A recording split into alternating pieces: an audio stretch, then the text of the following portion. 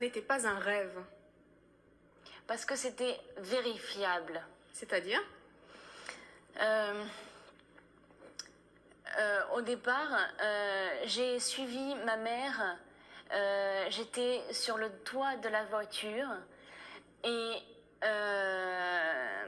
après la visite de ma mère, moi j'étais sur un lit d'hôpital et dans le coma, et j'ai suivi ma mère qui rentrait à la maison et qui a allumé une bougie et elle m'a crié reviens. Bon, ça c'est à elle qu'il faut le demander, mais j'en suis persuadée que c'est pas un rêve. Vous lui en avez parlé? Ah oui, ah oui, ah oui. Nous allons donc demander à votre maman de venir nous raconter ce qu'elle a vécu ce jour-là, où elle était en voiture, et pourquoi elle vous a cru à la suite de cela. Je vous demande d'accueillir Guylaine, donc la maman de Mickaël.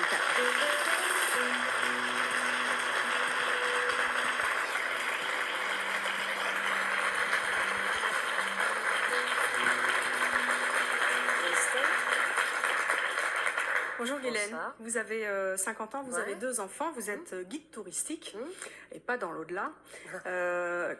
Comment est-ce que vous avez réagi quand Mickaël est sorti du coma et qu'elle vous a raconté ce fantastique voyage dans l'au-delà?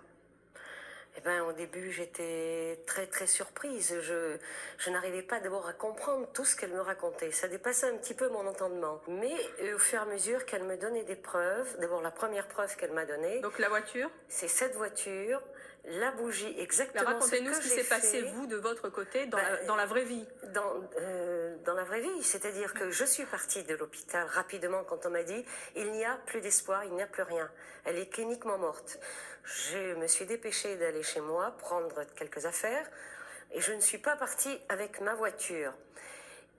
Pour la bonne raison que je n'étais pas en état de conduire. C'est quelqu'un qui a conduit la voiture de Mika.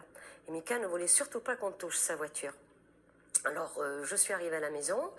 Je ne sais pas pourquoi, l'impulsion que j'ai eue, ça a été de mettre une bougie. Pourquoi? Je n'en sais rien. Alors qu'avant, je n'étais pas du tout dans le mysticisme. Vous comprenez, je suis avec les vieilles pierres et les vieux monuments. C'est pas trop... bon. J'ai mis une bougie et je sais pas, je me suis mis à crier très fort. Mais très fort. Mickaël, reviens, ne reste pas en haut. Mickaël, reviens. Bon. Puis j'ai pris mes affaires. Et je suis donc retournée à l'hôpital. Un mois après, quand elle a pu parler, et maintenant, elle ne parlait pas, elle parlait par onomatopée, ou elle parlait par moi, vouloir, enfin bref, c'était très difficile de la comprendre. Et elle m'a expliqué pourquoi j'avais pris sa voiture. Je lui ai dit, mais j'ai jamais pris ta voiture, je me souvenais plus de l'anecdote. Et elle m'a dit, tu as mis une bougie et tu m'as appelé. Qu'est-ce que vous avez ressenti quand elle vous a raconté cette scène que vous aviez vue? Enfin, vécue? Alors là, j'ai dit, bon, tout ce qu'elle me raconte, c'est vrai. En tant que